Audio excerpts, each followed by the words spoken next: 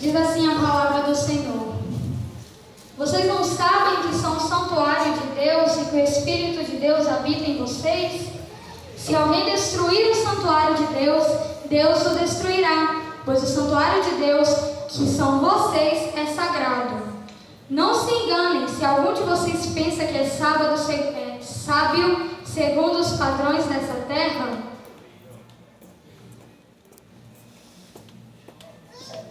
segundo os padrões dessa era, deve se tornar louco para que se torne sábio.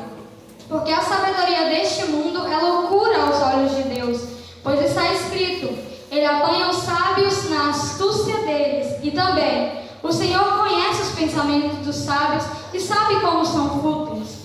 Portanto, ninguém se gloria em homens, porque todas as coisas são de vocês. Seja Paulo, seja Apolo, seja Pedro, seja o mundo, a vida, a morte, o presente ou o futuro. Tudo é de vocês e vocês são de Cristo, pois Cristo é de Deus. O Senhor veio a tocar muito no meu coração nessa ministração sobre a questão de somos templos do Espírito Santo e a ligação que temos hoje em dia com o Espírito Santo, que é direta, e Ele habita em nós. E o Senhor veio me falar sobre a igreja de Corintos. Quando Paulo escreveu para eles falou: meus amados, na última visita eu vos dei leite porque vocês ainda não tinham maturidade para comer ainda comida sólida. E vocês têm que tomar isso para vocês. Só que nisso a igreja ela se dividiu. E uns se achavam sábios mais do que os outros e usavam: não, pois eu falo em nome de Paulo, pois eu falo em nome de Pedro, pois eu uso a sabedoria para falar em nome de Cristo até. E o Paulo, ele veio nos falar: vocês dizem até mesmo que eu batizei vocês, mas eu não tenho poder para tal ato. Quem sou eu? E não porem palavra de sabedoria humana, porque a cruz vai ser esvaziada de vocês. Não usem isso. E ele veio nos falar que a semente ela é plantada, mas ela é plantada, pois Paulo plantou, Apolo regou e Cristo que dá o crescimento. Glória a Jesus. E eu estava lendo essa passagem e eu falei: Senhor, não estou sabendo onde o Senhor quer chegar com isso. Ele fala: não, calma, continua lendo. E eu fui lendo e o apóstolo Paulo ele vai nos falar sobre a igreja que foi se desviando do caminho do Senhor e vai mostrar que ele menciona que a sabedoria comparada de Deus e ênfase que a igreja ela é um templo e habitação do Altíssimo, um templo em que a sociedade perversa não pode habitar. E ele vem falar para a igreja: vocês são templos do Altíssimo, vocês são templos do Espírito Santo, e o lugar onde vocês vivem é perverso, é cheio de pecado, onde o mundo ele está se desviando, e não é para vocês se contaminarem com o mundo que vocês estão vivendo. Vocês moram neste lugar, mas vocês não são deste lugar. Mas a gente seguindo ali para o capítulo número 5, a gente vê que a imoralidade ela entra dentro da igreja. E o povo, eles se desviam do caminho. Tudo aquilo que Paulo fala para o povo, para eles se manterem santos, para eles se manterem parecidos com Cristo, o povo ele se desvia daquilo ali. E eles se passam despercebidos porque eles se orgulham. E os pecados, eles são expostos. Mas os mestres, eles abafam, eles tampam os pecados e não conseguem lidar com isso, não dá uma disciplina para esses pecados, porque aquilo ali causaria escândalo para a igreja de Corintos. Mas o apóstolo Paulo, ele cita que ele fica horrorizado com isso, que ele se treme de tristeza pela igreja que se perdeu, do objetivo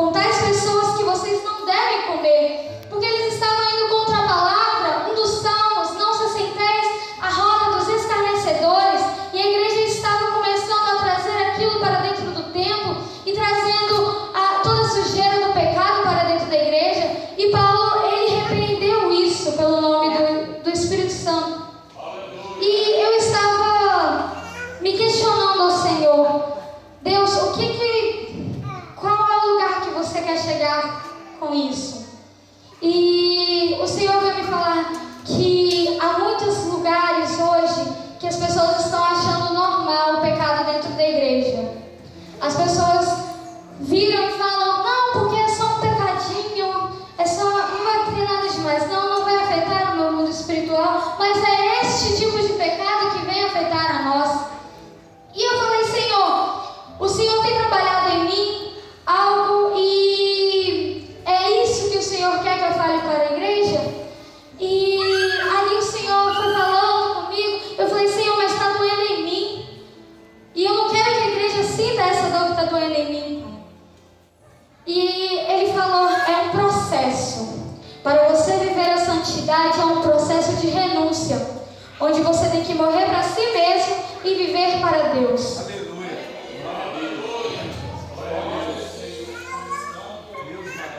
E ali o povo continuou a pecar, continuou a se render aos pecados. E Paulo, ele vem nos mostrar no capítulo 5, versículo 9, que ele vem repreender aos irmãos, que diz assim, vocês não sabem que os perversos não herdarão o reino de Deus? Não deixe se enganar, pois nem os imorais, nem idólatras, nem adúlteros, nem homossexuais passivos ou ativos, nem os trapaceiros herdarão o reino de Deus. Assim foram alguns de vocês, mas vocês foram lavados, foram santificados e justificados no nome do Senhor Jesus Cristo e no Espírito do nosso Deus. O povo estava pecando, mas ali já veio após a ressurreição de Cristo. Então o que Paulo queria dizer é, arrependei-vos dos vossos pecados, porque agora tem solução. E o Senhor veio ministrar na minha vida que a gente chegou num ponto tão grande que Jesus, o Senhor, aquele que quer exclusividade, aquele que a única coisa que pede pra gente é devoção, a gente prefere o gosto amargo do processo. A gente prefere passar por coisas tribulentas ao invés de se render ao Senhor. Mas a palavra do Senhor vem dizer em Romanos 8 que nenhuma dor neste mundo, nenhum sofrimento pode ser comparado com a glória que será nos revelada no céu. Então, às vezes a gente fala, Senhor, vai doer. Senhor, eu estou em pecado, mas eu não consigo renunciar ao meu pecado, porque vai doer mesmo. Mas o Senhor, Ele quer que nós demos o primeiro passo. E tem muita gente brincando de ser cristão. Tem muita gente que está vivendo o cristianismo do coitadismo, porque eu não consigo, Deus, eu não consigo me render, eu não consigo me livrar do meu pecado. E o Senhor fala, arrependei-vos, mas é o verdadeiro arrependimento. E tem muitos falsos profetas, como diz em 2 Timóteo, que eles pregam o abafamento. Não, que isso, não tem problema você pecar não vai afetar em nada não. Pornografia, você assiste na segunda, que no meio da semana você se arrepende, chega no domingo, pega o microfone e canta, que tá tudo bem, tá tudo certo, o Senhor vai te perdoar. Mas o que o nosso Deus, Ele quer o verdadeiro arrependimento. É o verdadeiro arrependimento. E glória a Deus. eu falei, Senhor, e o que é o verdadeiro arrependimento? Porque é muito fácil eu cair, a culpa vier sobre mim e eu pedir perdão, mas eu continuar caindo. É muito fácil fazer isso. Só que o Espírito falou comigo, Adassa, toda criança num processo de iniciação a andar, nenhum pai vai brigar com ela por ela estar caindo. O Davi aqui, o neto da Marta, filho da Yolanda, ele morria de medo de andar. Quando ele era criança, menorzinho, a gente colocava ele de pé e ele chorava. Ele entrava em desespero porque ele morria de medo de andar. Mas aí um dia ele levantou e ele deu um passo e ele deu outro passo e caiu. Começou a chorar. Caiu. E a gente ali vendo ele naquela situação, não tem problema não, pelo menos você deu um passo, você conseguiu, isso você vai conseguir. E a gente continua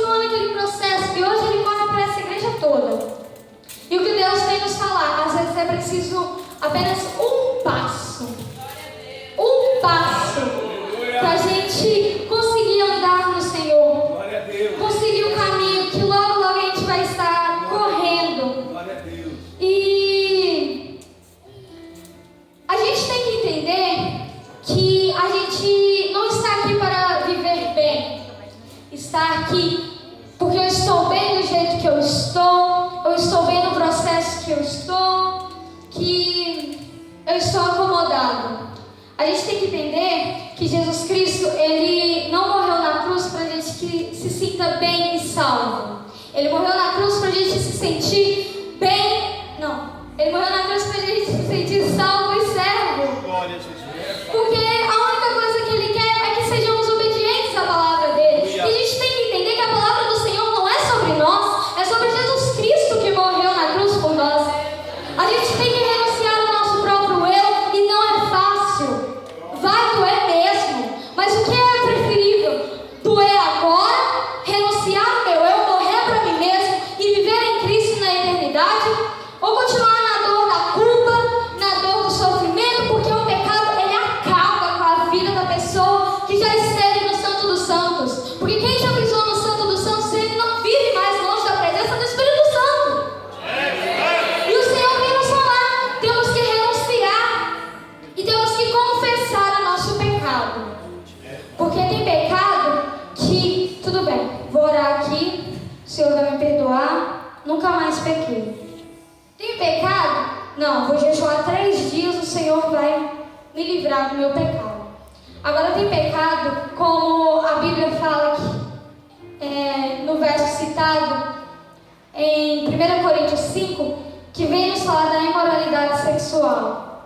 Tem pecado que tem que ser confessado para ser livrado. Porque o inimigo, ele vai jogar a nossa culpa.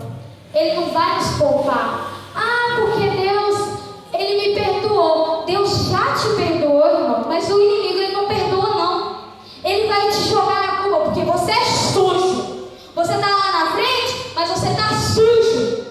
E você não tem ninguém para conversar, você não tem ninguém para falar, mas ele vai te jogar contra a parede e ele vai te acusar o tempo todo. Mas a Bíblia também vai nos falar que pelo sangue que derramou na cruz, nós somos lavados e purificados pelo Espírito Santo. Glória a Deus. Glória a Deus. Aleluia. E o Senhor, Ele é tão maravilhoso que a gente pega para ler a Bíblia e a gente vê como o povo era perdido, se assim eu posso dizer. Porque, irmão, sinceramente, tem coisa que eu leio na Bíblia que eu passo raiva. Não sei se é assim com todo mundo. Mas tem coisa que a gente lê na Bíblia que a gente passa raiva. Porque o povo peca, o Senhor manda a correção, o povo se arrepende, mas vai lá e peca de novo. Lá na frente, outra geração, outras pessoas, vai, cai, faz a mesma coisa. Só que o Senhor, Ele nos dá o livre-arbítrio. Porque Ele fala: já fiz uma nova aliança com vocês. Eu não posso destruir a terra novamente. Então agora é com vocês. Resta vocês serem libertos. Resta vocês decidirem se vocês vão continuar no pecado ou vocês vão renunciar tudo para viver com Cristo. E o Senhor nos dá a oportunidade, porque o mundo hoje, ele tenta colocar na nossa cabeça: não, porque você tem que conhecer a você mesmo. Você tem que sentir, se render aos seus prazeres, porque aqui as coisas é de acordo com a sua vontade. E você tem que se conhecer.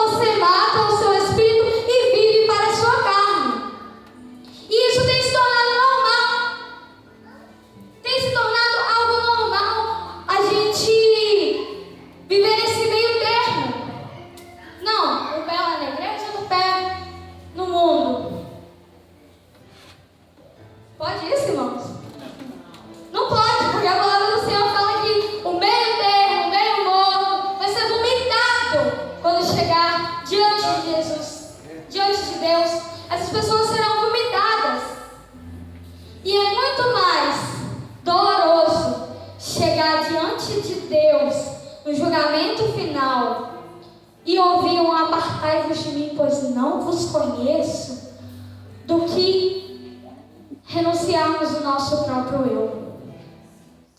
Porque o Senhor, Ele não quer que vivemos a nossa vontade.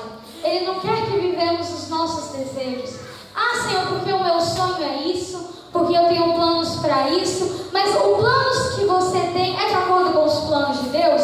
Porque às vezes Deus destrói os nossos planos, Deus destrói os nossos sonhos, porque os nossos sonhos iriam destruir a gente. E às vezes a gente precisa quebrar a cara mesmo para entender a realidade e aquilo que Deus quer pra gente. Mas tem muito cristão hoje que eu quero viver o propósito. Ah, porque eu vou esperar Deus me mostrar qual é o meu propósito na terra. E fica parado, sentando, esperando Deus mostrar o propósito para ele. Não dá um passo, não caminha. Mas o Senhor vem nos falar que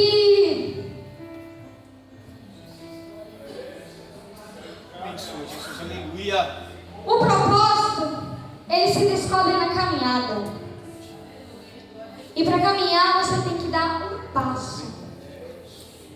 Mas eu vou cair. Cai. Quem cai não levanta? Com a força do Espírito Santo? Aleluia. Ah, mas Senhor, eu quero um sinal, me dá um sinal, Deus. Pedir um sinal e não procurar nas Escrituras é falta de imaturidade para entender que a verdade é revelada na palavra do Senhor. Glória a Jesus. Senhor, fala comigo. Senhor, isso aqui é da tua vontade? Ah, mas aquele que habita no esconderijo do Altíssimo, a sombra do Onipotente descansará. Amém.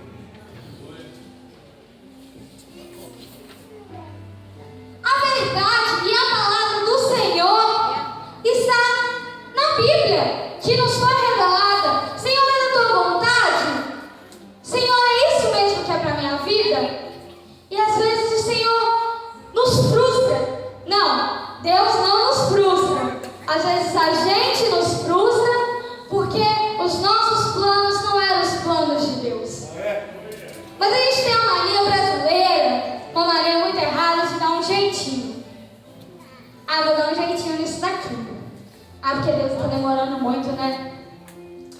Eu acho que eu vou só dar um empurrãozinho aqui. E quando você vê, o seu jeitinho, ele já bagunçou tudo. Ele já se perdeu no meio do caminho. Porque você fica: Senhor, eu consegui. Olha aqui, Deus, eu consegui esse copo d'água. E o Senhor vem com uma garrafinha de 500 ml. Olha aqui o que eu tinha para você. Mas por causa de 200, você se dispersou. Estou usando a teoria. Ai, meu Deus. É uma questão assim, irmãos, que o Senhor, Ele espera de nós. E tem muito cristão hoje que está pedindo a opinião de Deus. Mas o Senhor não quer dar a opinião dEle. Ele quer dar a vontade dEle. Ele quer nos revelar a vontade dEle. E Ele espera que seja obedecida. Ele espera a obediência da nossa parte. E o que nós temos feito? Quanto tempo a gente tem gasto para dar para o Senhor? Quanto tempo a gente tem dado para o Senhor? O que estamos renunciando ao Senhor? A gente tem que ter a mania de parar. Não é mania não. A gente tem que ter a decisão de deixar. A gente tem que tomar a decisão. Senhor. Aleluia, Jesus. A gente tem que parar de perder o nosso tempo com coisas que não têm valor de eternidade. É como o cruzados, que foi uma moeda muito valorizada antigamente. Hoje não compra nem um pão na esquina. A gente tem que parar de perder o nosso tempo com coisas da eternidade. Coisas que não têm preço de eternidade. E tem que entender